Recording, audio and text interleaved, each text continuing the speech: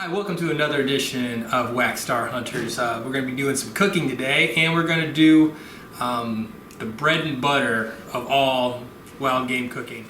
Tenderloin, backstraps, whatever you want to call it. This is the creme de la creme of all cooking. Everybody cooks their backstraps. It's the best stuff. It's the best cut of meat we have, and I'm going to show you how to take it to the next level. The best thing about it is it's just a simple recipe, and sometimes simple is better. We're going to focus on the flavor of the meat, and we're just going to make it taste real good. So we're going to start out, we're going to get a little bit of olive oil here. So you just need just a little bit just to give it a nice little coating. A little bit. Alright, and then I would just go ahead and just rub it all over on it. So that it just gets just a nice little coating. Add a little bit of flavor, and it would help it brown a little bit when we roast it. Alright, next we're going to add some salt. I'm going to salt liberally. Brings out the flavor of the meat. And then we are going to add some black pepper. Black pepper, a little garlic powder, and what I like to add a little bit of chili powder, just gives a little bit of spice on there. So it's got a nice good spice top to it right there. All right. We're going to add a little bit of oil to our roasting pan here. Just enough to coat the bottom. So just get it so it's a nice good coat so it just doesn't stick to the bottom, plus it gets a little bit more fat in there, because the thing with deer meat, it's very lean, so you're going to need a little bit of extra fat in there just so it cooks right. So then we're just going to lay our pieces right on here. And there we go, looks good. All right, we've already preheated our oven to 300 degrees, so we're going to slide these guys in there, and here we go. All right, I'm going to put those in there, and we're going to check on them in probably about 20 minutes. We're going to wait till the internal temperature of the meat is 115 degrees. So we'll get out our meat thermometer in about 20 minutes and check, and we'll just base it off of that, because different size backstraps, cooking times aren't always exact. But you want to do the temperature, you don't want to overcook your backstraps. You want to get them a nice medium rare. So we're going to go to 115, and then we're going to turn up the heat.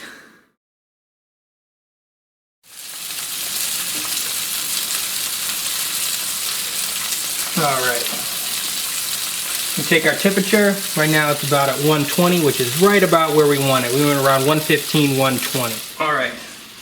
After we pull it out of the oven, we're going to crank our oven up to about 500 degrees or however hot it will go, and we'll put a nice sear on the meat now. So once we put it on there, it'll sear, it would cook all nice and blackened. And we are going to crank our oven up to 500 degrees. Alright, now that our oven's heated up to 500 degrees, we're going to slide these guys back in there and get a nice sear on them. So here we go. So we're only going to put them in there for about 10 minutes, give you a nice sear, and it'll be good. Our deer meat is now seared. It's been cooking in a 500 degree oven for about 10 minutes. We have a nice brown on it. Set it over here. We're going to pull these out. It looks good. Set it up on this plate, and then we are going to cover it in foil. This is absolutely necessary. You have to let it rest. You need to let it rest at least 10 minutes, but our goal is to go 20 minutes to half an hour on resting. And while we're waiting, since it's kind of hard to wait on there, we're going to occupy our time, and we're going to make a pan sauce. Alright, to make our pan sauce, what we're going to do is we're going to get our pan up here on the stove with all those nice delicious drippings in there, and we're going to deglaze it with a little bit of whiskey. Just going to pour that in there, get that simmering. And we'll start scraping the bottom. So right now we got our meat renderings and our whiskey, and we're going to add in a little cranberry juice. So we're going to make a whiskey cranberry applesauce to go on top of our deer tenderloin. All I'm going to do is add in some garlic powder and some black pepper. Going to add a little bit of extra flavor in there. You could also saute onions in here too if you want to add those on top. So we're going to have a nice pepper, garlic powder, and get that reducing. So we're gonna bring it to a boil. and started getting reduced down, and then we'll add our jelly. And well, we don't have jelly, but I do have homemade apple butter that we're going to add to it. Alright, now that it's cooked down, the whiskey and the cranberry sauce, we're going to add some apple butter. Add a little bit of body and a nice good apple sweet flavoring.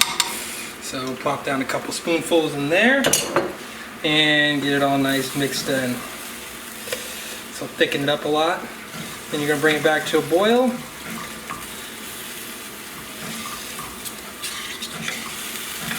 And that's what we're going to put on our meat when we serve it. Right, we've let it rest for the 20 minutes. So we're going to pull it out there and we're going to slice it. See, it's already lost some of its juice, but not as much as it would be if you went ahead and sliced it without letting it rest.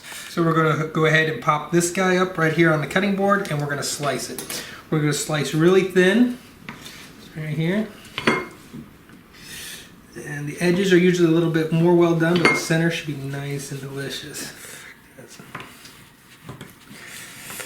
See, hardly any juice is running out, which is what you want. All that juice has just stayed in the meat. Take a few of the pieces. We'll lay them out on here. And we'll get our pan sauce and just put it right on top of here.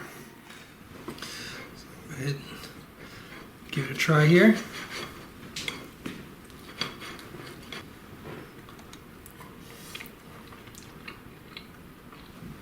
That is awesome.